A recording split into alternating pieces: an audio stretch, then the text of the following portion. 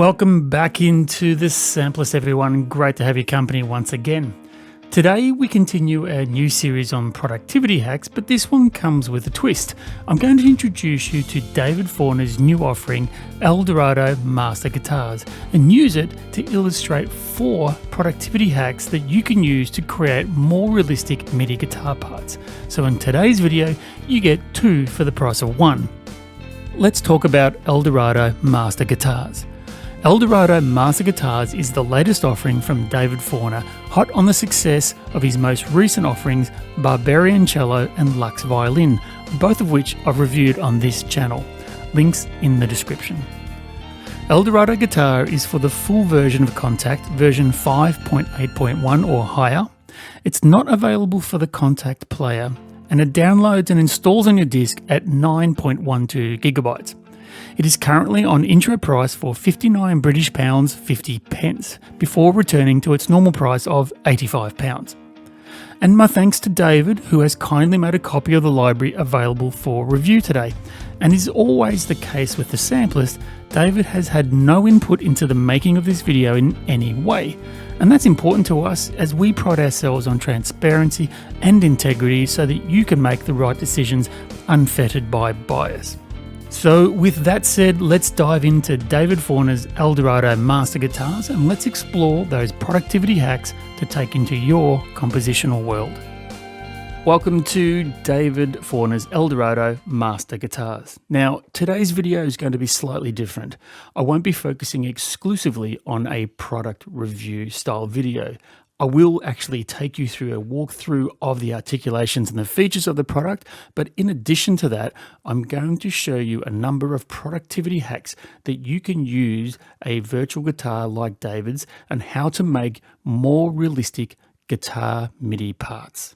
So let's dive in and have a look at Eldorado Master Guitars. Firstly, how it's set out. You get 2 primary patches. One is the Master Guitars patch that I'm now showing you here, and the other one is the Master Guitars DI patch. Now, DI is direct input.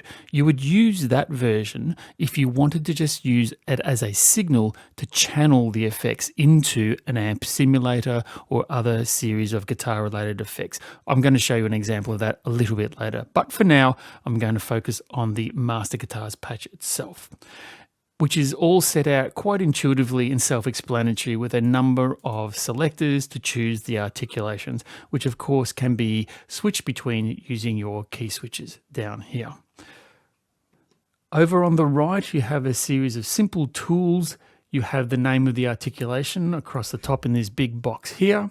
Underneath is a slider. My understanding of it is that it's how many milliseconds you want to bite into the start of a sample. And effectively what that means is that if you have it down very low, you'll get the initial clip of the plectrum striking the string.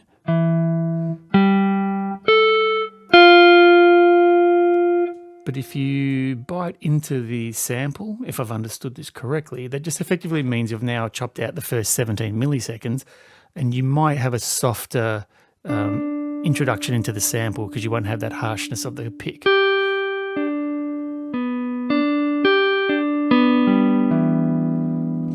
You have this lovely feature over here, which is a stereo widener that you can wind up and down, and I really quite like it. Lovely, rich, beautiful stereo field.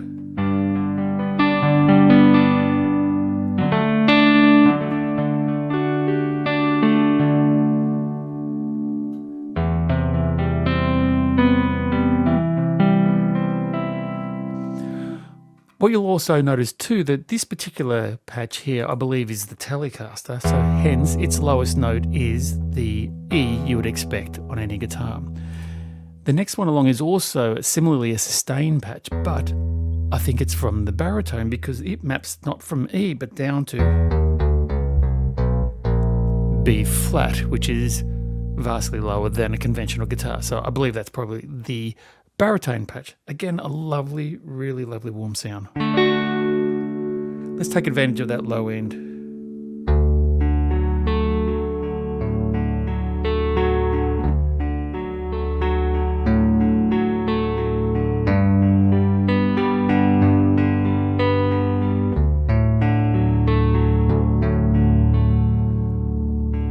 really lovely, rich, as is always the case with David's work. They're beautifully sampled, really well played. Obviously a very talented guitarist that he's recorded.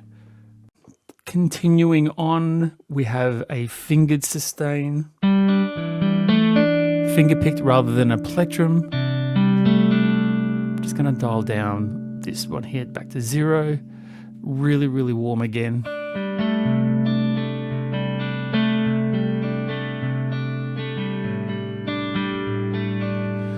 I love this one. This is an octave where it sounds like 2 notes an octave apart, slightly one before the other.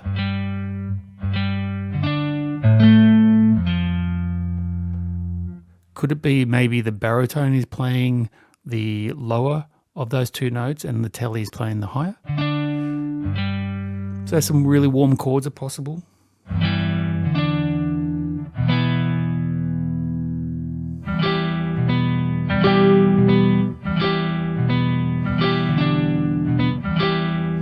Lovely stuff. Quickly pushing through, we've got the harmonics. Beautifully played. With their own dynamics if you struck the keys harder.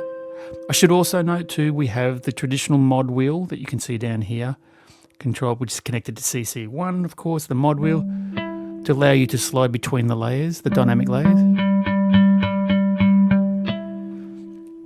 Beautiful, as is the harmonics. Again, I believe this would be the baritone. There's a range of muted staccato sounds. Likewise with the baritone.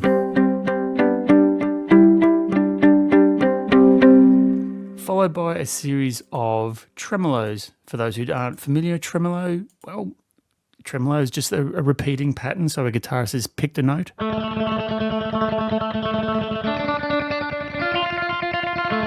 Like that Dick Dale surf type of guitar sound, and likewise with the other guitars. There's a slow tremolo, which increases in speed slightly. A fingered tremolo. There's a dirty tremolo, which is a bit more of a... Maybe that's the guitarist playing closer to the bridge. Give a sharper pick sound. And a series of trills in a minor second, using what clearly is a hammer-on and hammer-off technique for those guitarists, where the guitarist frets one note and then hammers 1 fret higher, giving a minor second being 1 fret. And of course, a major second, same technique, but 2 frets. And to round it out, using I'm assuming the volume control on the guitar, the guitarist gives us some swells.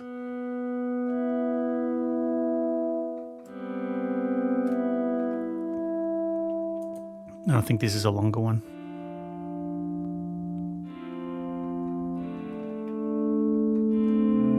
And finally, across the bottom in black is a series of electric, distorted. This one's an electronic bow, E-bow, is that what it is? Electronic bow with a non-vibrato.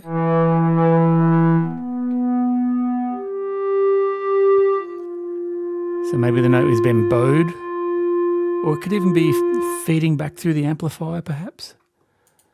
And one with vibrato.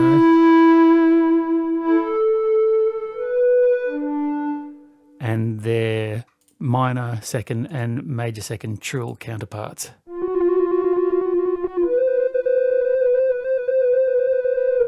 You can control, of course, the delay. So if I just pick this note here, I'm going to do a staccato here.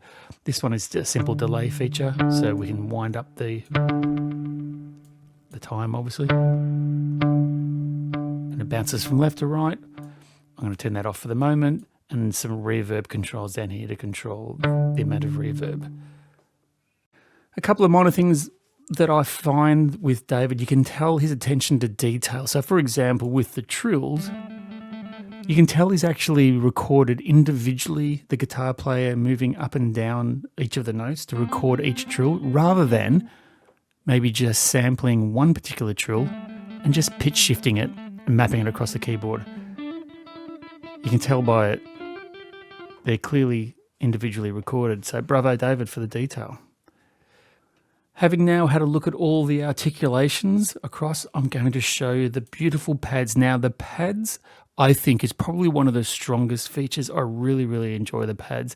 The pads are taking some of the sampled work and creating some well-designed, sound-designed pad-like sounds and variations on them. So I'm going to show you a number of them. These will be just me randomly selecting them. I'll turn the mic off and give you a couple of minutes to have a listen to some of the beautiful sounds you can get with these pads.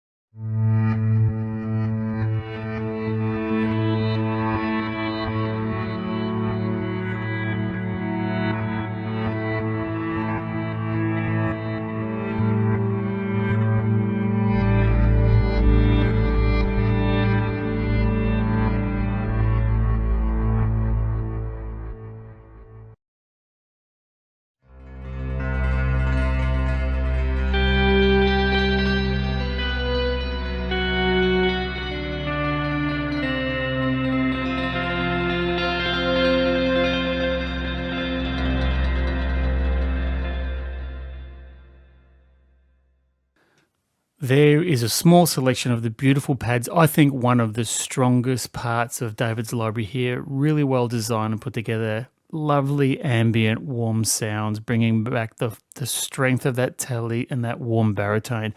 Lovely, lovely stuff indeed. I'm sure you'll agree there is a beautiful range of well-designed pads that David has provided for us. In fact, 44 of them to choose from. Really rich. And I think that this is probably one of the most powerful pillars of this library, bringing together that telecast and the baritone to bring that ambience and warmth and power in a really, really lovely way. Okay, so now that we've walked through and introduced David's Eldorado Master Guitars, shall we head on over now to our next section about our productivity hacks, where I'm going to show you a number of hacks that I think will help you use Eldorado guitars to create more realistic MIDI guitar parts. Let's head on over there now. So before we dive into some productivity hacks to get you up and running into the world of realistic MIDI guitar parts, you have to start thinking and understanding how a guitar works and how a guitarist plays. They are different instruments than is a piano. So if you play a MIDI guitar like you're playing a piano, you'll end up sounding like you're trying to play piano parts on a guitar. The first thing to keep in mind, and I'm going to go into more detail on this particular one for the first productivity hack shortly, is that guitarists don't play block chords like a piano can. So a piano player coming to the keyboard can play block chords. That's terribly unrealistic for a guitar player. A guitar player strums their notes.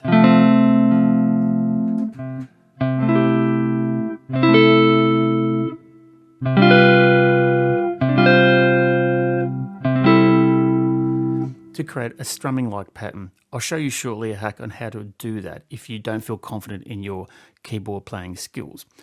The other thing you have to think about too is how a guitar is created. So you can't play any notes at the same time as you can do on a piano that will map to a guitar.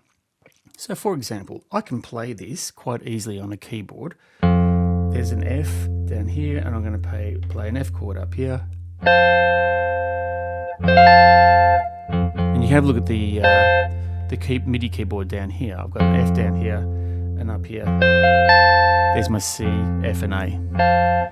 Perfectly legitimate F major chord. But a guitarist can't do that because this note down here, to explain for those who aren't guitarists, is when the guitarist uses the thicker string, being the open E string, in the first position, which means the first fret, with their first finger. So if you can imagine the guitarist fretting the very first fret on the E string right next to the headstock, that's an F note.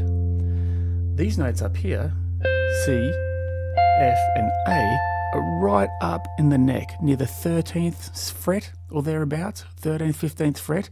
So you can't expect a guitar player to simultaneously play a note on the first fret and then also simultaneously play with the same hand notes up on the near the 13th, 14th, 15th fret. That simply won't work. So again, you have to create chords that are closer together or at least map to how a guitarist will play. Similarly to when we come to harmonics, these harmonics sound absolutely beautiful.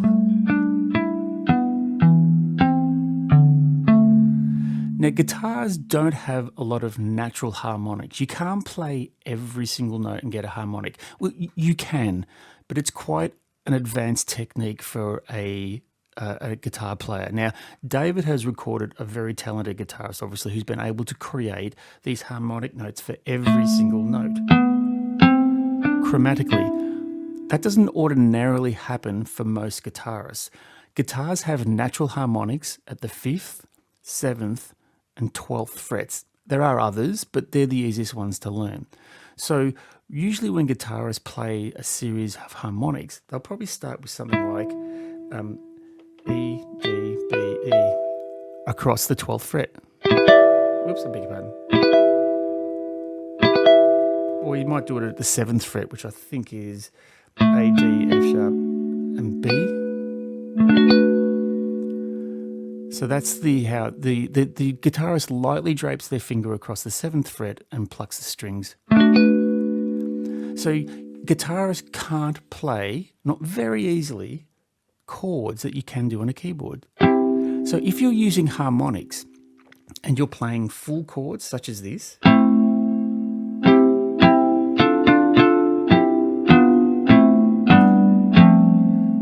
it's going to sound very unrealistic because no guitar player can really do that. Maybe Tommy Emmanuel, but not many can actually do that. So bear that in mind, that when you're using harmonics, think about 5th, 12th, 7th frets and the notes that are above that too. This one's similar to what we said earlier too. You have to be conscious about the notes you play together. So if you're in a muted staccato patch, playing a D down here, you can't really expect the guitar player to sort of fret the B flat. It's about, you can't stretch that far. So he might be able to do it if it's an open D and then a B, but he'd have to skip strings and it's really, really hard. He might be able to finger pick it. So again, bear in mind about how guitar players think and understand how the guitar maps. The same is true for tremolo. By its very nature, you can hear here the guitarist is tremoloing on a single note, very fast picking. He can change to the next note. But again, guitarists can't tremolo, not easily, notes that are far apart. So you can't really do this.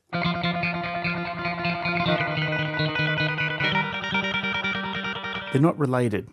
You can tremolo, for example, guitar notes that are a fourth apart, because guitars are tuned in fourths. So you could do something like maybe a D and a G,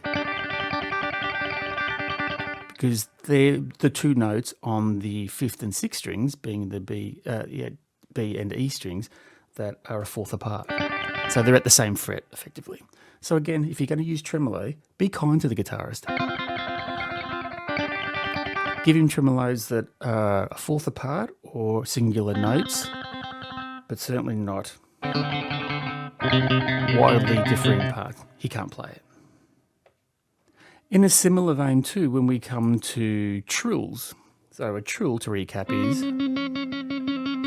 there's a minor second, so a trill is alternating between two notes that are a minor second apart, and in guitar speak that means one fret up or down. So here I'm trilling on a C, which is going from C to C sharp. Now, how a guitarist achieves this is they can perform a technique called hammer-ons. So essentially the guitar frets the note and then uses his other finger to hammer the next note up and down and pulls it off, creating the tremolo effect, trill effect.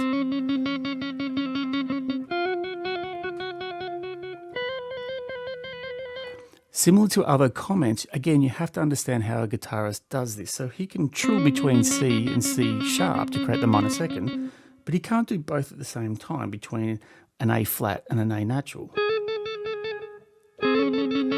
So don't have a guitarist trying to trill between C and A flat. Might be able to do it for some very advanced guitarists, but extraordinarily difficult, if not impossible, in many cases. So again, use your trills wisely.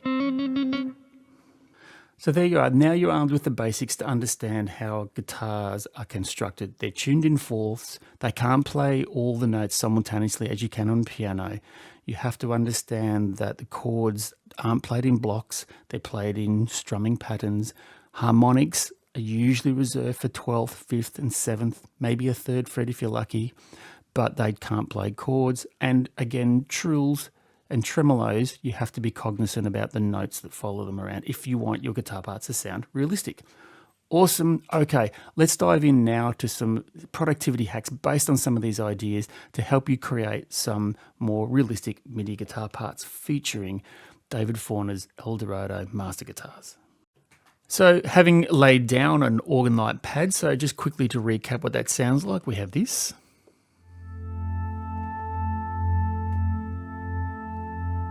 Just a simple chord sequence with a G minor to an E flat and back to an F major. Okay, so there we have that. So what I'm going to show you now is how to lay down some more realistic guitar parts. And in order to do that, I've summed up another instance of Eldorado Master Guitars and chosen a simple sustain patch.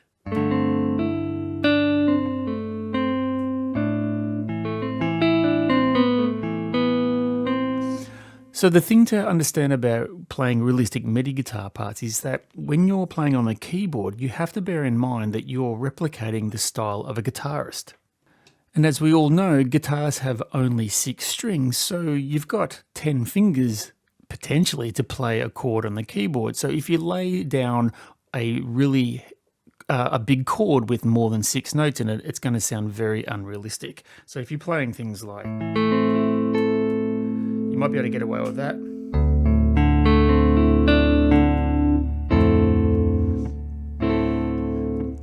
Guitarists just don't play like that. Guitarists play only 6 notes, or even less in many cases. So somewhere between, say, 4 and 6. So your A minors are going to have to be like, and your D majors might have to be. Now, the other thing that's really important to remember about MIDI guitar parts is that they're not block chords. So unlike a piano player, a guitarist can't play all the notes, not easily at least, all exactly the same time.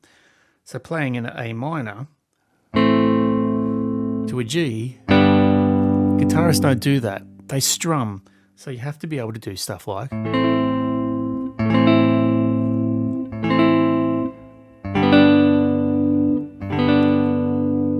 to simulate the strumming pattern. So how can we achieve that? Well, if you're any good at playing it in live with your MIDI keyboard playing skills, your piano playing skills, to simulate a strum, then all well and good. I'm not a great piano player, so I'm going to call upon a little bit of MIDI trickery or help, you could say. Now, of course, I'm using Cubase here. What I'm about to show you, I'm sure is available on most, if not all, DAWs.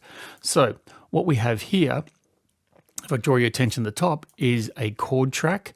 So these are all the chords that are part of the chord sequence. And the lovely thing you can do with chord tracks in Cubase is you can drag that chord symbol down to your MIDI and it will generate the note, or indeed the chord. Okay. Likewise, let's just do it here. So I'm just going to put the grid on so we get everything snapping in place. There's G minor, E flat, back to the F major. So to recap, what we have now is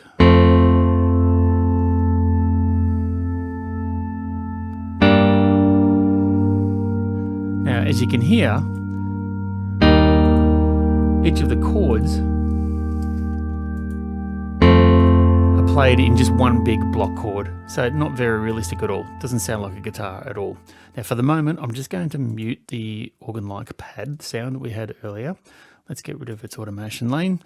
And so what I'm going to show you here is a little trick to be able to show you how to simulate a MIDI guitar part, to simulate a strumming, if you like. So just before we dive into showing you this technique, let's have a quick look at the chords that the chord pads have generated. You'll notice that they're 4-note chords. But since we're trying to replicate true guitar chords, let's make them a little bit richer to align with how a real guitarist would play. Now, not always, but a lot of times, guitarists like to use all fully 6 strings, and we've only got 4 notes here. So if we were to map this to a conventional F chord in the first position, which is a bar chord, if you like, for those who are guitarists, in the first position, you've got your first index finger and the first fret on the 6th string. That represents this note here. The next note after that is going to be a C, and it's not here at the moment. So what we can do is let's just manually put it in. So there's the C, there's the F that follows, there's the A, there's the C, and then the final one is going to be one more. There we go. So now we have a full 6-string chord. Ta-da! Right. Likewise too with the G minor. G, next one after that will be probably the D, a G, a B flat, and a D, and you can always put another G on top of it. So now we've got a fully fleshed out G minor chord. And then we move to the E flat, let's build this one out a bit, E, G, B, E flat. Let's put another, this probably represents, a 7th position, B flat, and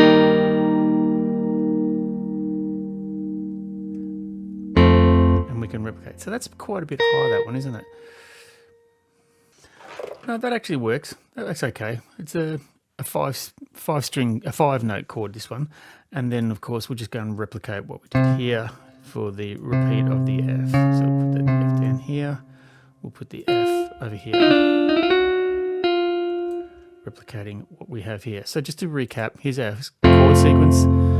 F major, G minor, a 7th position, or 6th position, E flat, and back to the original F major. Alright, so obviously you can hear them there, they sound like just block chords, and we know that guitarists don't play all notes when they strum their chords at exactly the same time. You need to make them sound like a strumming pattern. So how can we simulate that using MIDI? All right, so what I'm going to show you now, we're obviously in Cubase, and I'm sure if you're not with Cubase, I'm sure your DAW has a similar tool. This one is called a MIDI trim tool. So what I'm going to do is I'm going to hold down my Option or Alt key if you're on Windows, and I'm going to draw a line up here, and you'll see that it trims the first part of the chord. So when you play it now, you get a lovely strum pattern. So if you want to repeat, you could actually have a slower strum pattern, so you get this, or indeed a very quick one. If you make the cut very narrow, something like this, perhaps you might get this. So I'm going to go for let's see, I think the one I had originally was something about that.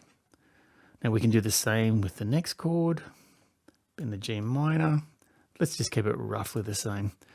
Likewise, the E flat, we'll do that, and back to our F major. There we go. Actually, our F major all of a sudden is missing an F on the top. Let's pop another F on top. Include that, and we'll just, whoop, beg your pardon. Go back to my trim tool, and then trim out that chord. So now we have, I'll just pop the click on.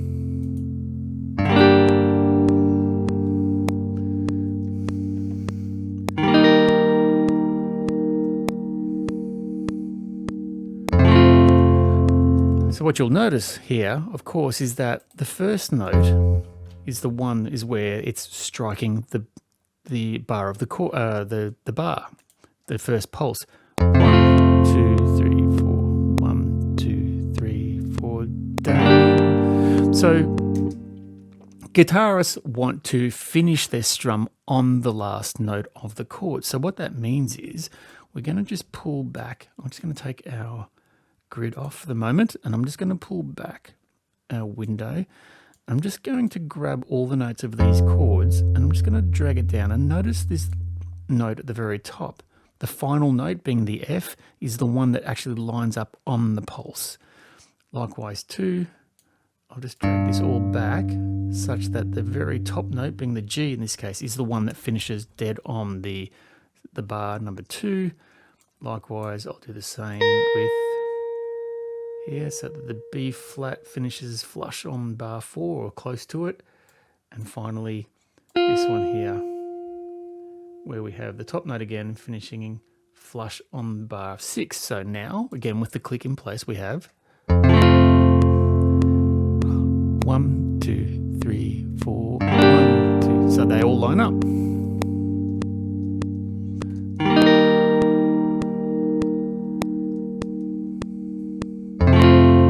Giving us a nice little simulated strumming action. So let's bring back a little organ-filled pad. The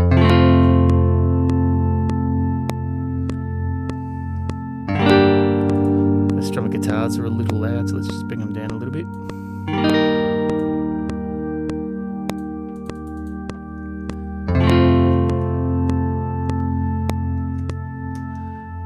So there you have it. Oh, just get rid of that one. So there you have it. So there's how you can potentially create a natural strumming sound. So now, of course, you can do all sorts of cuts in the future where you can actually do the inverse of what I've showed you there. Rather than a downward strum, starting from the bottom note to the highest, you can do the reverse and do an upstroke strum where you cut in the opposite way, such that you have the highest note being struck first and the lowest note being struck second. So these, to recap, are the key things. The strumming action makes it more of a realistic strumming guitar pattern. You can use your chord pads to create the chords if you don't feel confident in playing them in, and also making sure that you align the chords such that the last note of the chord, whatever direction you're striking the chord, lands on the pulse of the bar. Okay, now that we've laid out our strum guitars, what if we were to try and add some muted guitars? So something akin to, yeah, perhaps. Okay, so as you can see here, I have an instance of Eldorado Master Guitars, and I have chosen a staccato or a muted patch. All good. Now, you can play in the chords if you feel confident enough. So essentially, you might get something like...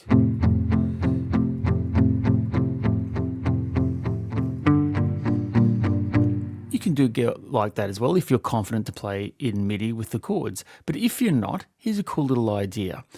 So we're going to have a look at the Kontakt scripting processor, or Kontakt script processing. And if you go to your script here and open up Kontakt, across the top here you'll see a button called KSP. If you select, it exposes this panel at the top, which gives you access to a number of pre-manufactured scripts, or indeed you can create your own, but for us today, we're going to use it to create a harmonized note and a tonal chord. Now, what this essentially means is that any note you play, it will take that note and generate a chord from it. As you can see here, a 1-3-5 triad, currently selected to the key of C major. So if I were to play, let's go up here. If I was to play a single C note, so if you look down the bottom here, I'm playing there a single C note, and the 1-3-5, being the C, E, and G, is generated by the script. So I'm going to play the note straight in, and you're going to hear something that doesn't sound quite right. Have a listen. Okay, that sounds okay. There's an F major. Oh, something's wrong there. Something's definitely wrong there.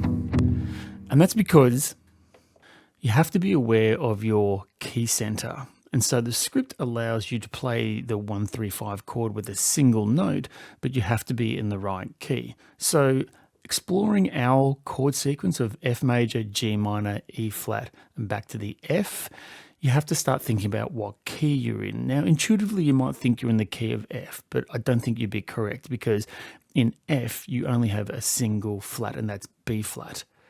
So we've got an E flat in here, so already we're not really quite right. So it's not F major. The main key center is actually an E flat major, but it's going to be a slight variant of that, and I'll show you why. So if it's an E flat major, you have 3 flats in E flat: E flat, B flat, and A flat. And it's that last A flat that's going to give us a little trouble.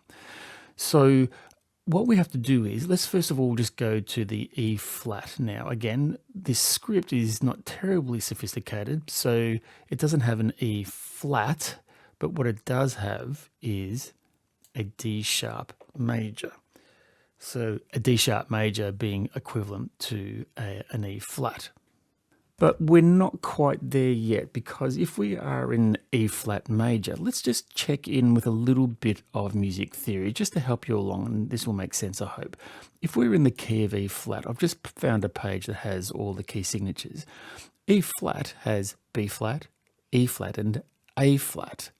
Now, the A flat for us is not going to work because we have an F major chord. Now, F major chord has F, A, and C, not A flat. So there's a slight variation going on. And if you want to get a little nerdy with your modes, you'll find out that if you actually go to a Lydian mode, we're now playing in the key of E flat or D sharp, E flat Lydian. So for all the music nerds out there, let's have a look what we mean by Lydian. Lydian mode is essentially when you start on the fourth scale, or the fourth scale of the major scale is raised, a semitone. So if we were in the key of E flat major, you would have the B flat, you would have, sorry, I beg your pardon, E flat, the B flat, but you'd also have the A flat. And the A flat, if you raise it, one semitone goes from A flat to A natural. So that's how you create an E flat Lydian scale. And that will suit us because now we've got an A natural, which suits us really well for our F major. So what this now means is I can now play a one-fingered chord sequence using just the root of F, G, and E flat, and it will generate all the keys from E flat Lydian, or again, D sharp in the case of this script. So let's have a listen to that, shall we?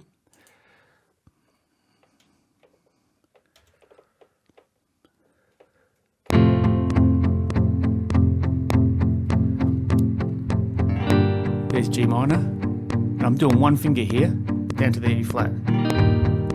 There we go. And back to the F major.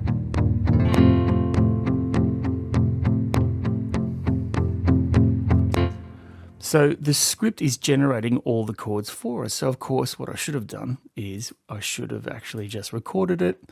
Let me put on that. Let's record here. And once again, one single key, just the F, G, and E flat notes.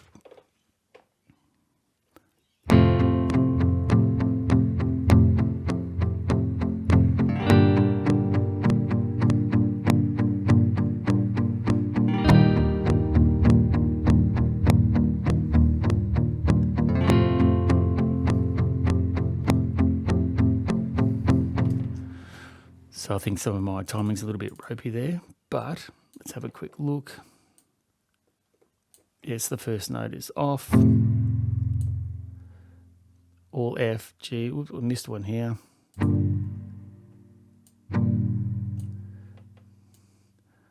And now you have a script that takes the single note being input in your MIDI and generates the 1, 3, 5 chords that we need for F, G minor, and E flat.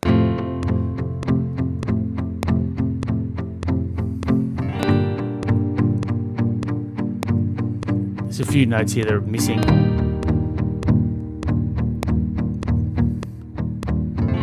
There you get the idea. So there you go. So there is a simple way that you can use Kontakt, the Kontakt scripting processor, KSP, to reveal a set of presets, factory harmonized chord tonal, putting it up to the correct key. In our case, we wanted E flat, and we're going to make it Lydian. And it will generate all the chords that you need for there. So there you go. There's a quick way to generate some chords using KSP processing. So now we have some muted guitars using a single note being turned into a 3-note triad through the Kontakt script processing engine, as we've outlined, using the raw native sounds of Eldorado guitars. What David has also provided for us is not just the beautifully processed version we've been using, but he's also got a DI patch. A DI is direct input. And what we mean by direct input, it's just raw, unprocessed sample. The idea of which is that you're using Eldorado guitars here for purely the input into a processing amp simulator. So again, just by themselves, the actual chords,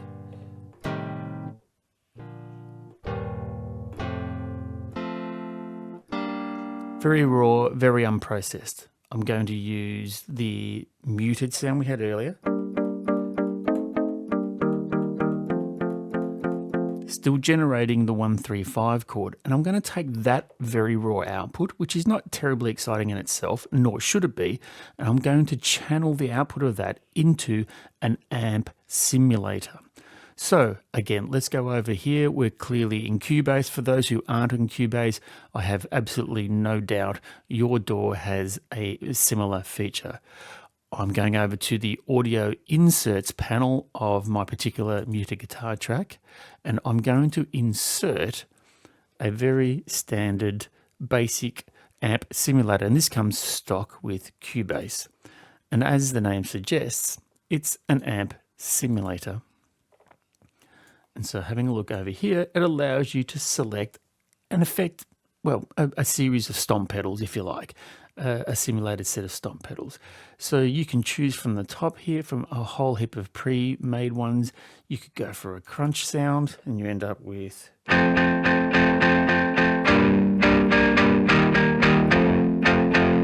Or you could have perhaps, I don't know, a 60s, what was that, a 60s in London? What's that one I saw? Here we go. 60s in London, maybe that's a clean sound.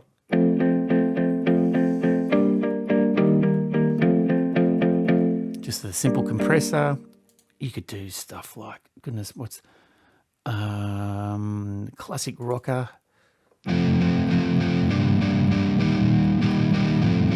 Now, just bear in mind, the sounds you're hearing have nothing to do with David's instrument. It's just purely providing a direct input signal into this virtual amp simulator. Your DAW will likely have one, or perhaps you have something like Guitar Rig also, you can use that. So this is just a very basic thing. So this is not going to sound fantastic because it's pretty much quite a basic simulator. But again, we're going to use the tools we have available to show what we can actually do.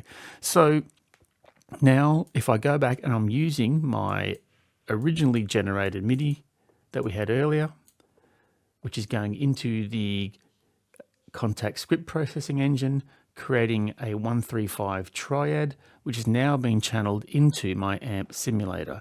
And we have this.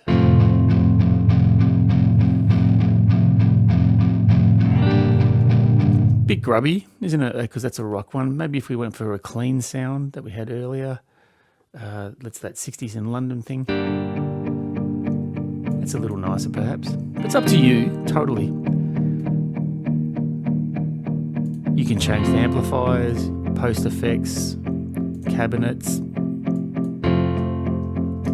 So it's totally up to you on how you do that.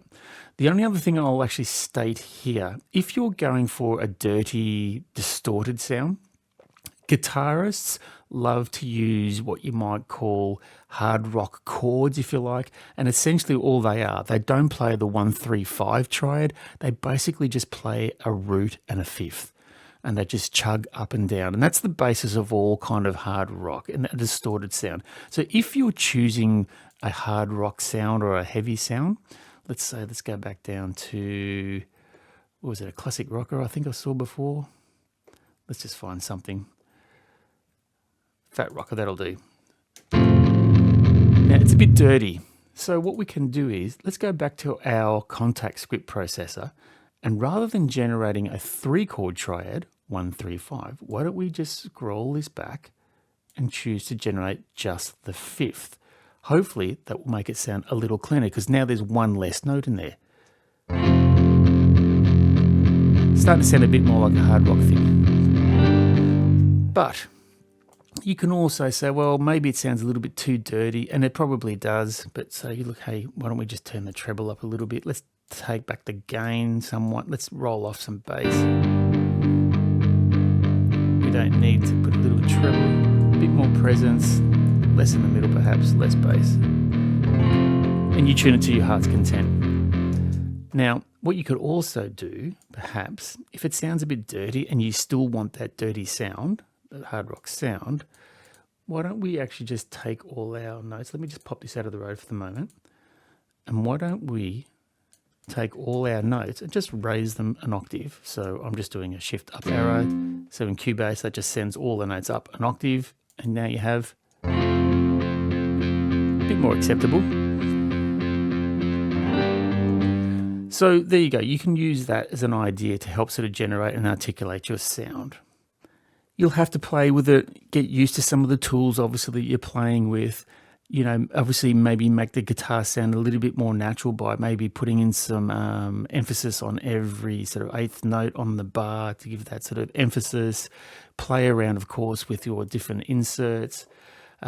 Play around with David's direct input. So again, just to recap, what you heard there was purely just what I came up with on a random selection on a stock plugin. It's got nothing to do with David's sound whatsoever. He's just providing, in this particular instance, the direct input to these plugins. So there you go. There's my other hack for you to make some more realistic guitars. But why stop there? I have got yet another productivity hack that will help you. And again, another tool to explore. This can have mixed results depending on what sort of sound you want with your guitars, but worth exploring nonetheless. So I'm now going to return back to the original Eldorado patch. We do not have any need for the KSP processor now, so we can reset that. I'm just going to set to empty, and we have no need for it any further. I'm going to take the staccato input we had before, and I'm going to get rid of it, and I'm going to call upon and call back a series of chords that I had earlier. I'm just going to drag them in to save me some trouble. For our purposes, let me just make this a little smaller. Right. So what we have now is a copy here of the full chords that were generated by the chord pads from earlier. So just to recap, whoops. Also what we don't need anymore is an amp simulator. So let's get rid of that.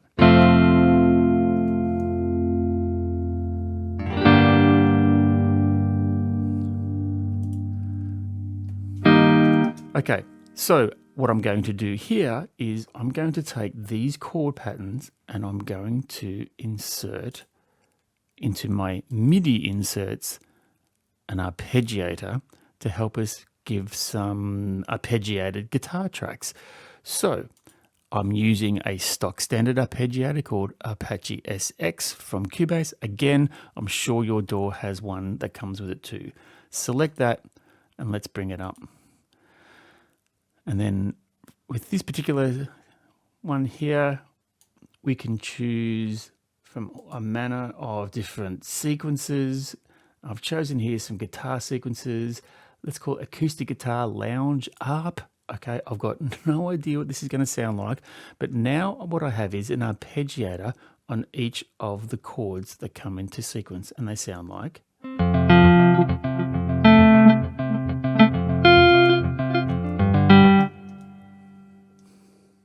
I think that will sound a whole lot better if I selected the right patch. Of course, that was the muted one. So let's go back. Now we've got a staccato muted patch.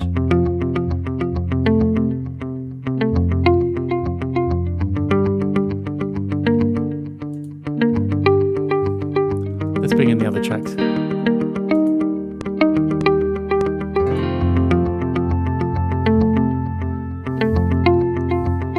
That's all it is. It's taking that input, generating some output through the arpeggiator.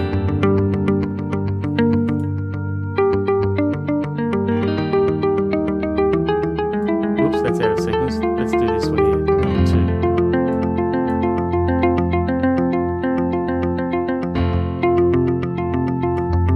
What are the guitar sequences? I'm just randomly picking some here.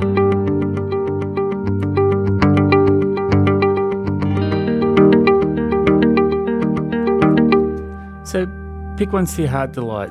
I'm just going to go, for example, I think the original one we had, guitar sequences, obviously, number 1. Actually, let's try a pop bossa guitar.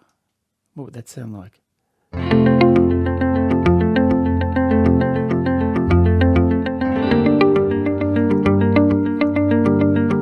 That could be your thing, if that's what you want. Now, the only thing you have to bear in mind when you're using arpeggiators with a guitar to create this effect is that by their very nature, arpeggiators can sound quite robotic. So you may have to work to try and make it sound a little bit more natural, Some of these arpeggiated sequences don't necessarily reflect on how a conventional guitarist might play, so you may have to play around with some of the settings within the arpeggiator, for example, to increase or decrease the step size, maybe the range at which it can pitch shift. Maybe this one's limited to 1 octave at the moment, maybe you make it to 2. You don't necessarily have to have transposing on. So again, playing around and getting familiar with your arpeggiator can give some really cool effects. This one maybe works, it may not, but it might be suitable for your needs. Better than just turning off the arp. Doesn't do anything, does it?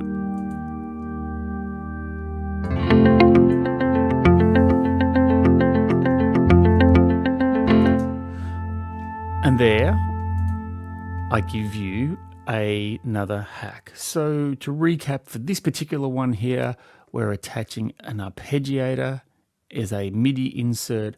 We're playing full chords that were generated by the track chords up here, the chord track up here, to pass that into an arpeggiator, and we get a lovely arpeggiated output. Things to keep in mind: make sure your chords are full. You may care to reduce the number of notes in your here. I've got 6 notes going in. You may care to just try 3. And sometimes for arpeggiated sequences, the simpler, the better in many cases. So do experiment with just getting rid of maybe the 3 bass strings of the guitar and trying to input that into your arpeggiator. Have a bit of fun with it. Hopefully that helps you with another idea on how you could take advantage of making some MIDI guitars. So I've compiled all those MIDI guitar part and those productivity hack ideas into one simple 60-second demo. I've also called upon 2 other David Forner libraries, Barbarian Cello and the Lux Violin in support, as well as adding some drums and bass. Let's head on over and take a listen.